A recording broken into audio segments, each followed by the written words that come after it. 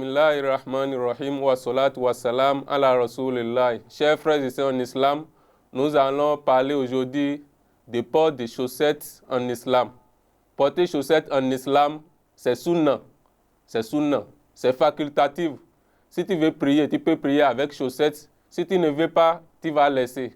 Ce n'est pas obligatoire. Mais celui-là qui applique la sunnah du prophète Muhammad sallallahu alayhi wa sallam sera récompensé. Et celui-là qui n'applique pas, la personne ne sera pas châtiée. Et si tu veux acheter la chaussette, qu'est-ce qu'il faut acheter? Il faut acheter une chaussette qui n'est pas transparente, qui couvre tous les pieds. Vous voyez ce que j'ai porté? Ça couvre mon pied, on ne voit pas mon pied. Ce n'est pas transparent. Peu importe la couleur. Donc, il faut acheter la chaussette qui n'est pas transparente. Donc, c'est ça. Et ça a des conditions aussi. Avant de porter la chaussette, il faut être propre d'abord. Il faut être en état d'ablution. Tu vas faire l'ablution d'abord avec bouilloire et après tu vas porter la chaussette. Et deuxième condition, il faut que la chaussette soit licite, soit bonne.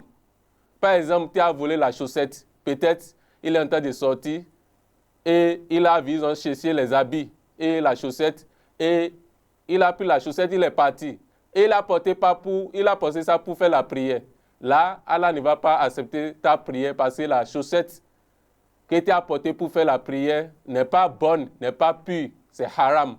C'est une chaussette haram. Donc, il faut que la chaussette soit bonne, soit pure. C'est la deuxième condition, ça. Et troisième condition maintenant, il faut t'épargner de toutes sortes de souillures.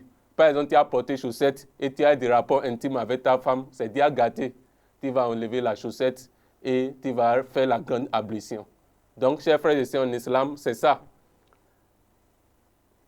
Si on veut porter la chaussette, quand est-ce qu'on porte ça? Par exemple, si tu n'es pas un voyageur, tu es résident, tu es chez toi, tu n'es pas un voyageur, ça va faire 24 heures avant de s'expirer. Ça va faire un jour avant de s'expirer. Et si tu as porté chaussette, tu peux faire toutes les prières avec. Tu peux ne pas enlever. Tu vas faire toutes les prières avec. Si tu n'es pas un voyageur, tu es résident, tu es à domicile, ça va faire 24 heures, un jour. Mais si tu es un voyageur, ça va faire combien de jours? 3 jours. Ça fait 12 heures. On va prendre un exemple. Par exemple, celui-là, il est à Cotonou. Il n'est pas un voyageur. Il veut quitter la maison à l'aube, à 6 heures, pour aller au service. Il a fait son ablution. Quand il a fini de faire l'ablution, il a porté la chaussette. Quand il a porté la chaussette, il a fait la prière de l'aube. Là, il ne va pas commencer. Les 24 heures n'ont pas encore commencé. Parce qu'il n'a pas encore essuyé la chaussette. Quand il a fini de faire la prière de l'aube, chaussette, c'est toujours dans son pied. Il est parti au service. Et quand il est l'heure de jour maintenant, il est l'heure de la prière de 13 heures, il est parti dans la mosquée avec chaussette dans les pieds. Et il a fait la prière de 13 heures. Il veut faire la prière de 13 heures. Qu'est-ce qu'il va faire d'abord? Il va faire l'ablution. Quand il va finir de faire l'ablution, arriver au niveau des pieds, il ne va pas enlever la chaussette. Qu'est-ce qu'il va faire? Il va passer la main mouillée sur le haut de la chaussette, à droite et à gauche. Et il va faire la prière. Là, les 24 heures ont commencé. Quand est-ce qu'il a passé la main sur la chaussette? C'est à 13 heures. Et ça va s'expirer quand? Ça va s'expirer deuxième jour, à 13 heures du deuxième jour.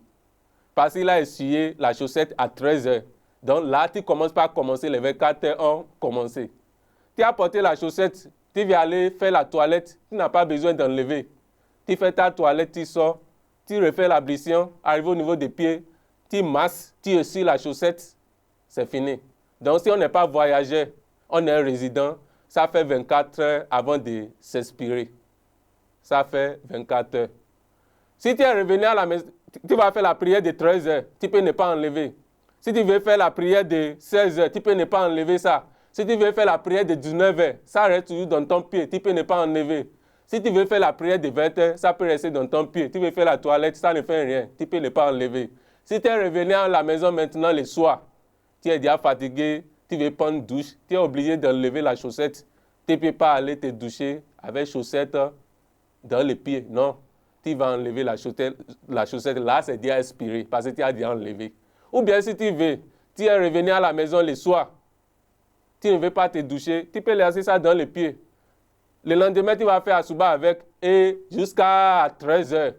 Arrivé à 13h maintenant, ça a déjà fait 24 heures. Donc, c'est ça, chers frères et sœurs, en islam. Et je vais vous expliquer comment on essuie la chaussette. Par exemple, il y a chaussette dans ton pied, il est l'heure de prière, tu vas faire l'ablution. Avant de faire l'ablution, tu formules l'intention d'abord, dans le cœur, et tu vas dire Bismillah, tu laves la main, tu laves la bouche, le nez, le visage, le bas droit, le bas gauche, la tête, les oreilles. Et arrivé au niveau des pieds, tu fais quoi? Tu prends un bouloir, tu mets l'eau, tu fais comme ça. Tu vas essuyer le haut. Le pied droit d'abord.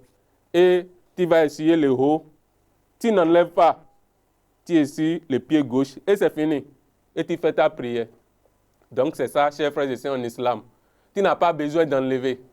Si tu n'es pas un voyageur, ça fait 24 heures, un jour avant de s'expirer. Tu veux faire ta toilette, tu n'as pas besoin d'enlever.